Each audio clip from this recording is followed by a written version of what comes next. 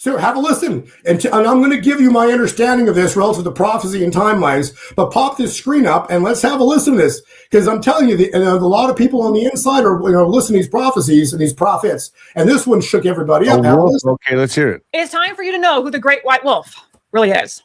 It is time to expose, and it's time to stand and pray against him and who he is working with and what his assignments are to do against this country. JD Vance is a great white wolf.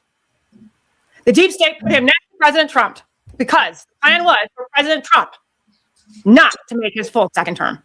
And when he didn't, they would have their guy to take his place.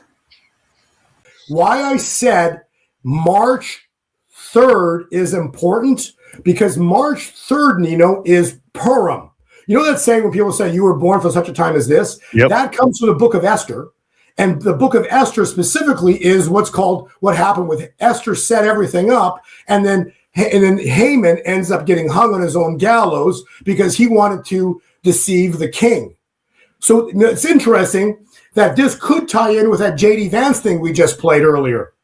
That this could actually relate to a Haman moment. And so the point I'm making here is that prophecy is true and would be fascinating because Haman was the right-hand man to the king.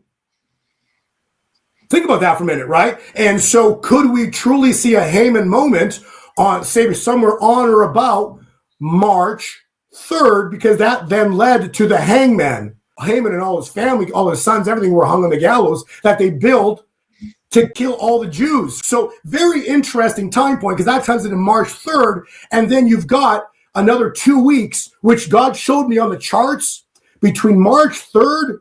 So something happens right around March 3rd, because into the new year of the 19th, holy mackerel, forget about it. You want to talk about a biblical explosion on precious metals?